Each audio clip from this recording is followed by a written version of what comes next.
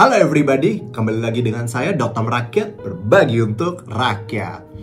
Jadi ini ada suatu kisah ketika saya sedang dinas di suatu daerah yang cukup terpencil. Ya, saya kebetulan dinas malam di IGD dan juga bersama teman-teman saya. Di situ usia saya waktu itu sekitar 20 tahunan.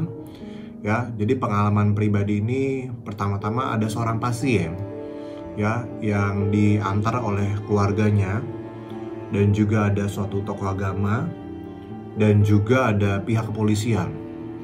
Ya, diantar dengan keadaan mengamuk ya, luar biasa. Dan berdasarkan warga, profesinya tersebut dia adalah seorang dukun terkenal di daerahnya.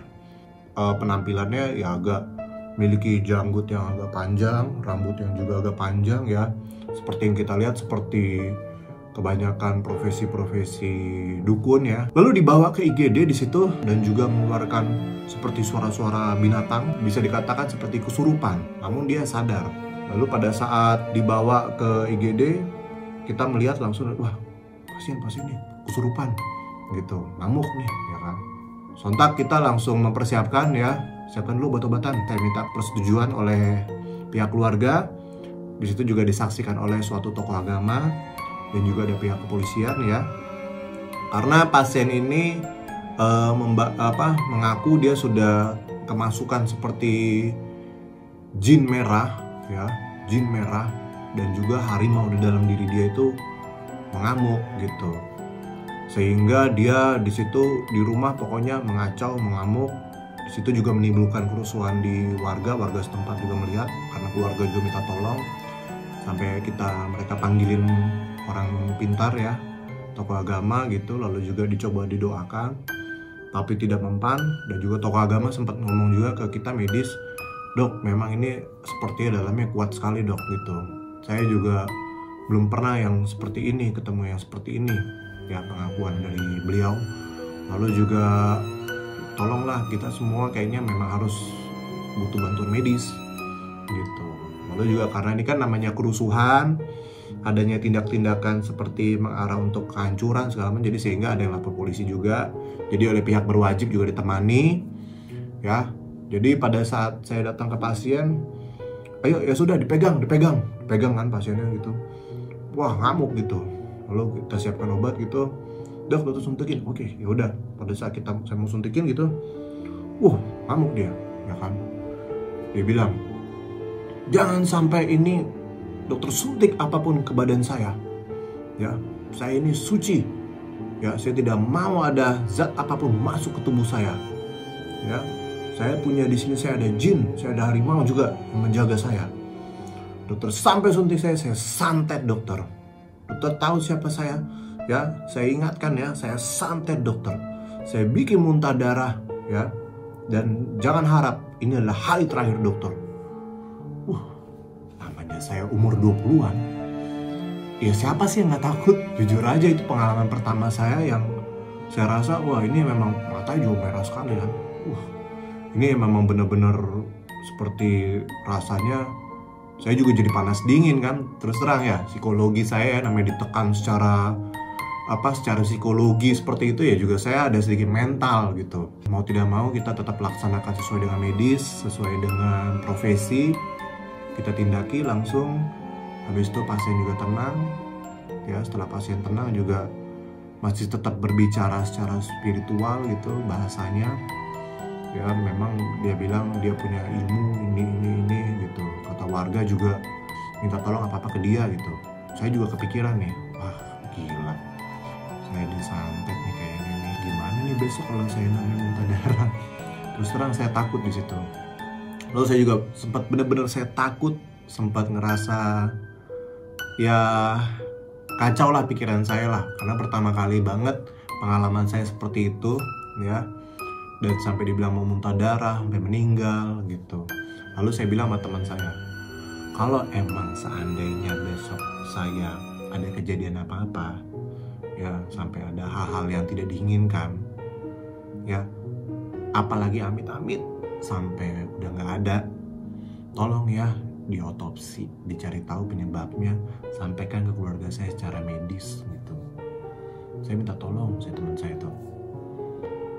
ah apaan sih, jangan nakutin deh. Ya namanya kita juga nggak tahu. Warga juga bilang dia emang profesi seperti itu, ya memang orang yang memiliki kekuatan gitu.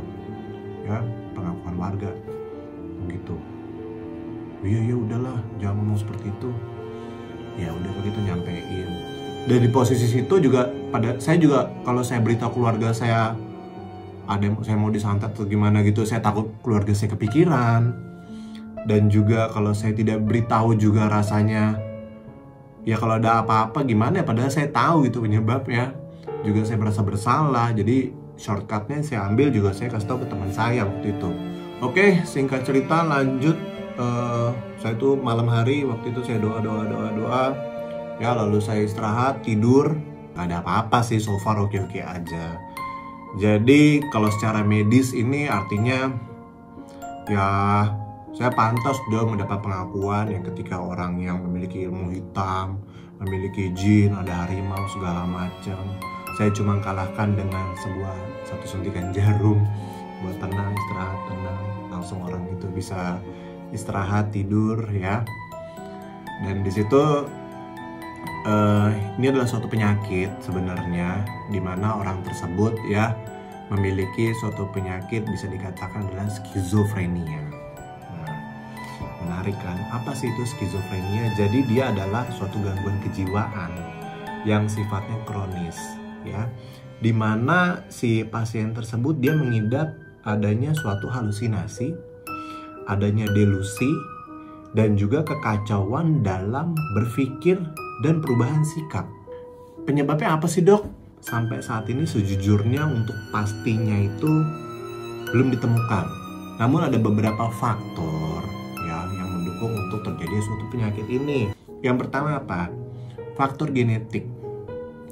Faktor genetik? Iya, faktor genetik cukup berperan ya. Dimana kalau misalnya Anda memiliki ayah atau ibu atau ada keturunan, itu biasanya diprediksikan sekitar 10% orang tersebut dapat mengidap gangguan serupa. Ya, lalu apabila ayah ibunya juga memiliki suatu penyakit tersebut, biasanya si anak memiliki chance sekitar 40%. Lalu juga ada faktor yang namanya faktor kimia pada otak. Itu berkaitan dengan ketidakseimbangan antara serotonin dan dopamin, ya. Sehingga terjadi gangguan sinyal antar sel-sel di otak tersebut. Oke, lalu juga biasanya dipengaruhi oleh konsumsi obat-obatan, ya.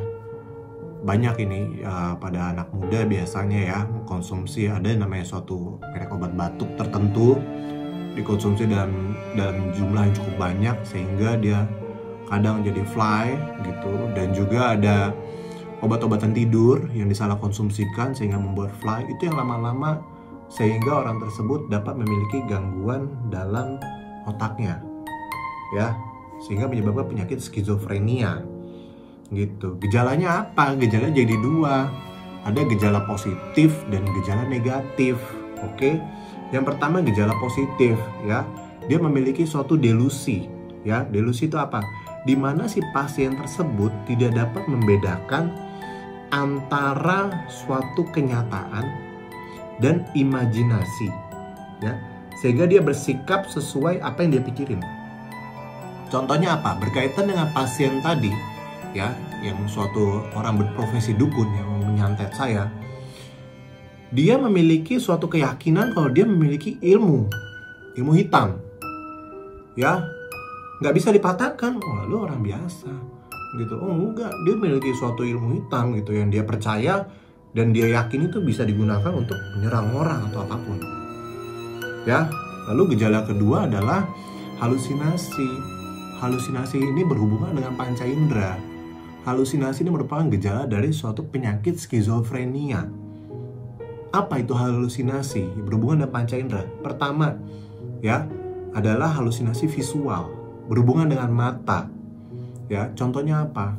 Saya melihat bayangan di situ seperti tinggi hitam. Nah, itu adalah suatu halusinasi visual. Yang kedua, halusinasi auditorik. Lu dengar gak sih itu ada suara cewek teriak? Dengar gak sih ada suara cekikikan? Nah, itu adalah halusinasi auditori. Lalu juga ada halusinasi olfaktori, itu berhubungan dengan indera penciuman, di mana dia mencium suatu aroma-aroma, bau-bau yang sebenarnya kita normal tuh nggak bisa cium. Itu adalah suatu halusinasi olfaktori, ya. Lalu ada lagi gustatori, itu biasanya pengecapan berhubungan dengan lidah. Jadi misalnya dia makan serasa makan bangkai padahal dia makan makanan yang enak. Lalu juga ada lagi halusinasi taktil, di mana berhubungan seperti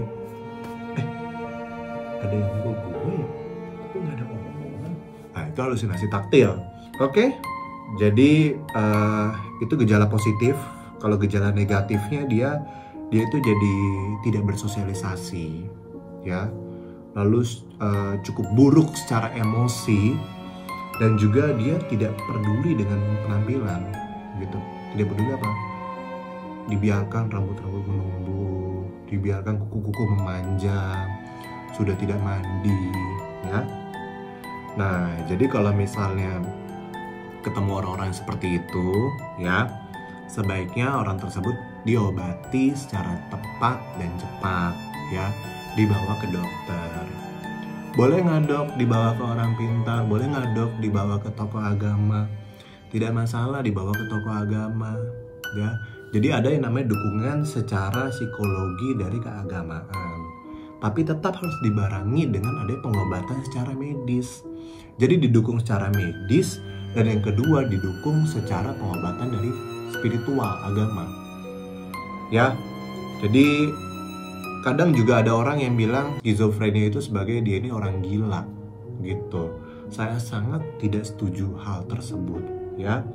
Jadi sebenarnya kalau ada pengecapan seperti itu, ini membuat mereka ini seperti terasingkan, ya, sehingga mereka tidak mendapatkan pengobatan secara cepat dan tepat. Ingat, mereka itu bila kita tangani secara tepat, ya, kita bisa membuat mereka itu memiliki kualitas hidup yang baik seperti orang yang normal, ya. Mereka bisa minum obat secara teratur, ya. Mereka bisa memiliki kehidupan yang normal. Intinya apa? Ada dukungan dari keluarga, dari pihak lingkungan sekitar, ya, supaya orang tersebut diobati, ya. Jadi mereka mendapatkan kualitas hidup yang baik, gitu. Dan juga tidak boleh orang-orang tersebut kita hina. Itu saya sangat tidak setuju. Itu dapat mengganggu mereka secara mental. Jadi intinya juga si pasien tersebut ternyata besokannya ketika ada keluarganya, dia sudah dirawat inap, ya. Ada keluarga juga, ternyata pasien tersebut memang sebelumnya memiliki obat-obatan rutin. Dulu sempat dok 4 tahun 3 tahun yang lalu pernah ngamuk-ngamuk juga seperti ini, diobatin, lalu sehingga berapa lama diobatin, habis itu memang udah sembuh sih dok, udah normal, gitu. Jadi dia nggak kontrol lagi. Jadi untuk pelepasan obat juga sebaiknya dikontrol oleh dokter, ya. Lalu juga tetap untuk memantau kepribadian orang tersebut. Misalnya sudah mulai ada gejala-gejala aneh, juga bisa dikonsultasikan lagi, ya. Pokoknya intinya jangan menstop obat-obatan tersebut dari keinginan pasien tersebut sendiri tanpa anjuran dari dokter, ya. Ingat, skizofrenia bukan orang gila. Jangan pernah tanamkan stigma tersebut ke orang-orang. Saya sangat pribadi tidak setuju, ya. Mereka bisa diobati, mereka bisa seperti selayaknya orang normal.